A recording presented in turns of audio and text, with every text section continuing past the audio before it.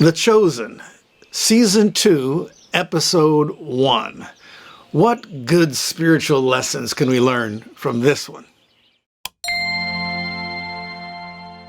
Hi, welcome to today's little lesson, and thank you so much for joining me. If you're a regular viewer, you know that we've been looking at the very popular TV series called The Chosen.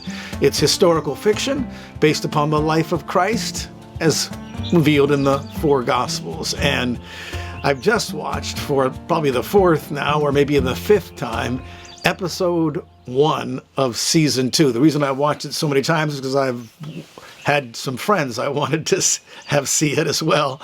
And of course, I just previewed it before this little lesson. And I'm always impressed. I encourage people not only to watch it once, but it's really worth watching more than once because of all the subtleties and the way that the stories are crafted, and the beginnings and the middle and the end are all woven together with themes that just keep popping up. And this episode is another work of art. It's really a masterpiece on so many levels. And there are good spiritual lessons that we can learn from it as well. Again, 95% of it is fiction, but it's based upon what Scripture reveals about after Jesus had his conversation, life-changing conversation with the woman at the well of Samaria. And she went into her hometown of Sychar, there in Samaria, a region where Jews were not welcome, as that's been very well done, well portrayed in this series. And she tells everybody about the man who told her everything she'd ever done.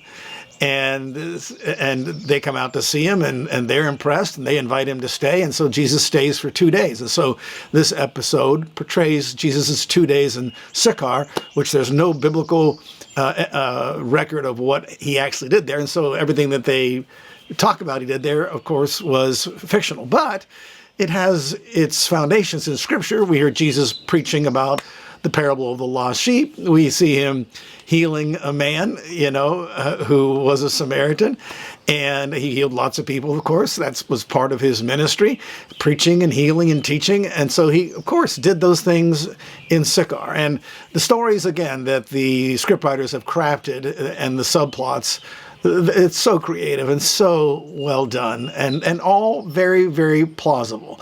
There's a reason for every single scene, and after you watch it a couple of times and then watch it within the context of the entire season and the whole series, things begin to make more and more sense. I love in this one how it opens up with John, the Apostle John, years after Jesus' ministry, writing his gospel after his brother James has passed away. Wasn't it interesting, if you remember this particular episode, how he's interviewing different apostles, and they're recounting when they first met Jesus, and then he interviews Mary, and John calls her mother, and she calls him son. Did you catch that? Why is that? Remember, Jesus from the cross looked at Mary and said, "Behold your son," and looked at John and said, "Behold your mother," because she was going to lose her son, Jesus. And isn't that beautiful how he even thought of that from the cross? And of course, it was carried through. And other little subtleties, it's just so beautifully done. And then right at the end of that first opening scene, it's raining outside, and there's some thunder. And you may not catch it at that point in time, but as you keep watching, or as you watch it a second time, you realize, oh, that's right. Yeah, Jesus named James and John the sons of thunder. And they have concocted created a story that kind of surrounds why Jesus did that. So it's all very interesting. And again, all rooted in Scripture, chronologically and so forth, and geographically not perfectly accurate, but they've done a fantastic job. So I just can't stop applauding everybody involved in the Chosen. And this episode was great. Now, really, I'm not going to pick apart anything that's unscriptural, because it's all just fiction practically in this episode. But again, the Bible does say Jesus spent 2 days there in that Samaritan town. They do an excellent job at portraying the animosity and the hatred that was mutual hatred between Jews and Samaritans. And the overwhelming spiritual lesson, of course, of this episode is the absurdity and the foolishness of inbred hatred and prejudice. You know, the word prejudice, of course, is derived from two words, pre and judge, and that's what prejudice is. You've prejudged people. You haven't given them a chance, you know, to present any evidence as to what they're really all about, what their true character is. You prejudge them as being something negative. And that's wrong, of course, and that would be a judgment that is a sinful judgment. But it was historically true that Jews and Samaritans were at odds with each other, and that is really well portrayed. And of course, obviously, James and John are the ones who are portrayed in the beginning as really down on the Samaritans. They don't know that they're plowing the field of a Samaritan man whom they're going to meet later, and not just any Samaritan man, but a Samaritan man who admits to attacking and robbing a Jew on the road from Jerusalem to Jericho, of course, which is a part of the story of the Good Samaritan, which is a whole nother component in itself. And again, it's beautiful how they thought to slip that in there.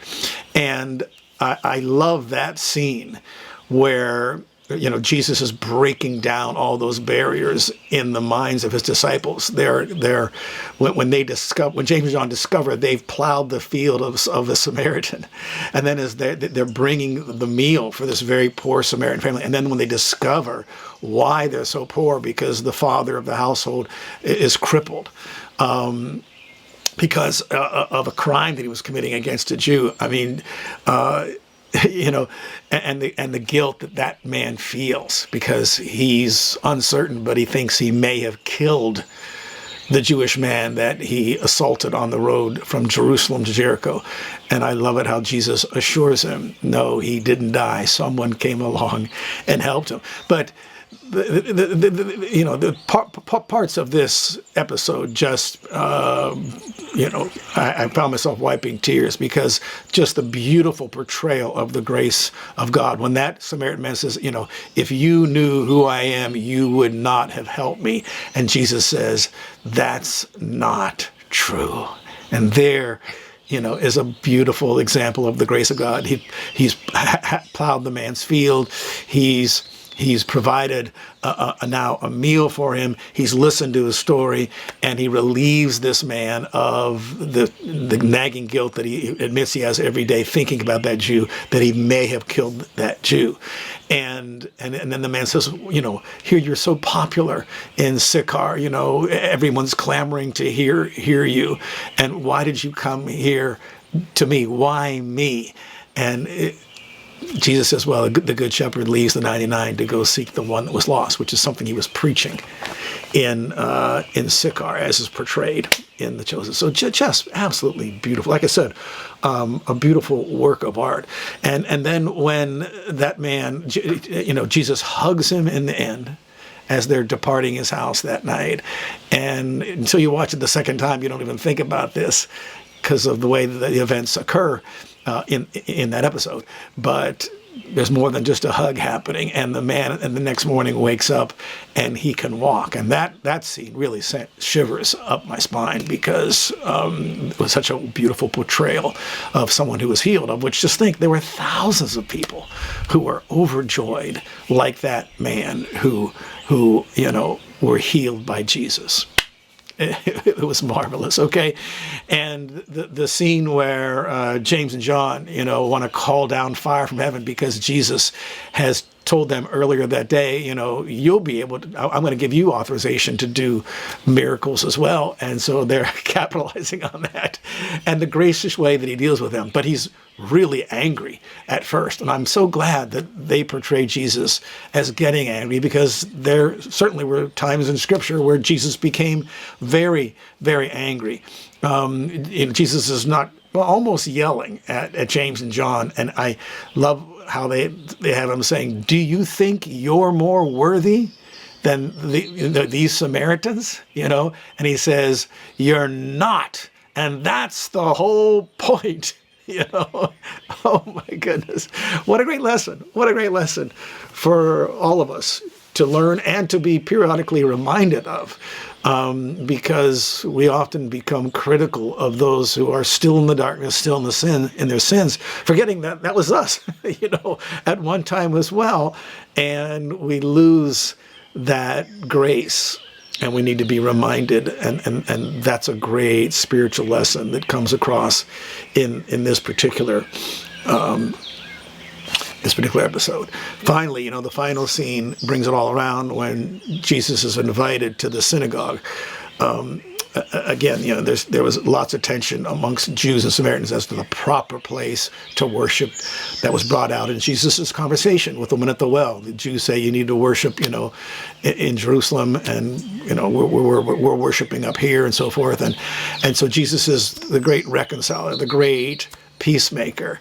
And even though that they have pretty much rejected all the latter books of the Old Testament, all the Jewish books, the entire, what we would call the Old Testament, except for the Pentateuch, the first 5 books of the Bible, authored by Moses. Jesus says, we're just going to work with what we have here.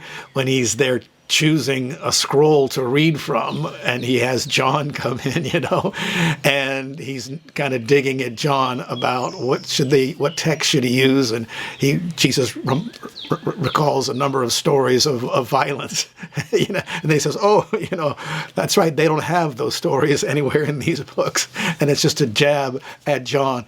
It's also beautiful. I love it, and so then the final scene of Jesus there in that Samaritan synagogue, breaking down walls, building bridges, taking people where they're at. If they're not against us, they're for us.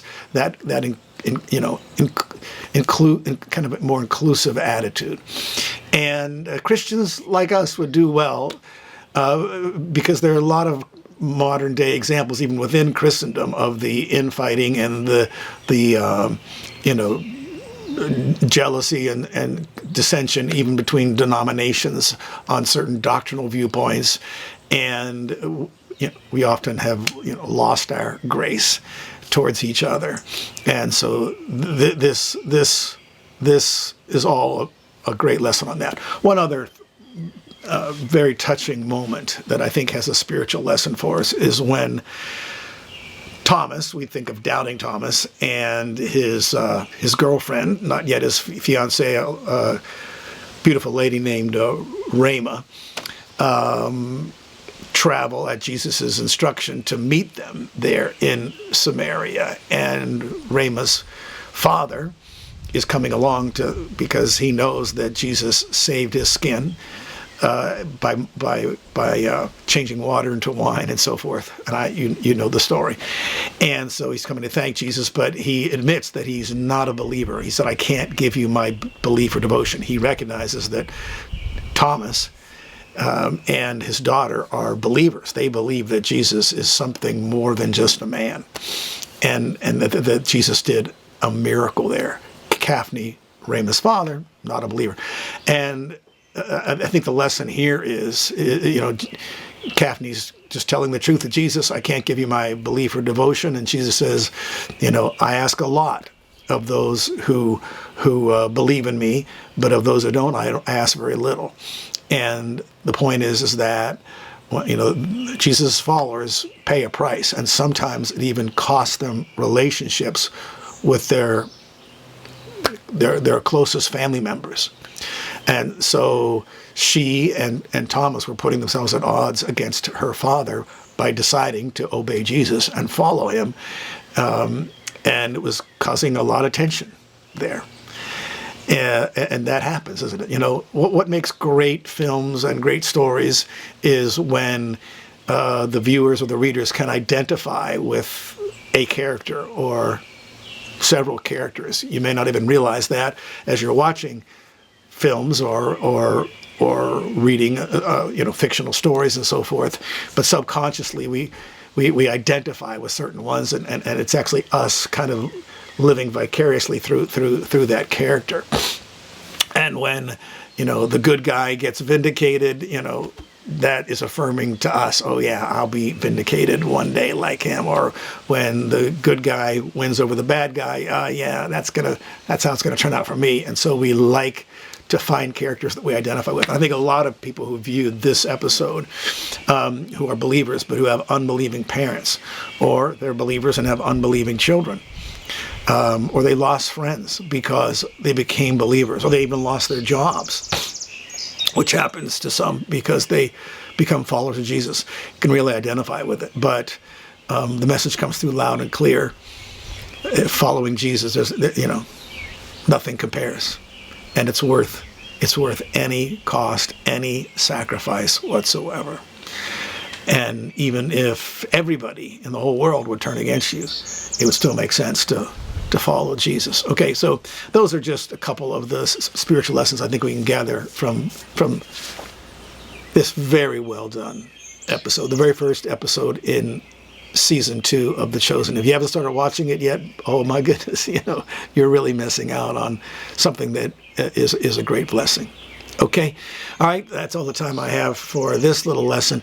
If you've never been to davidservant.org, please check us out. That's the word David, that's my name, and servant, that's also my name. davidservant.org or .com, either one of those works.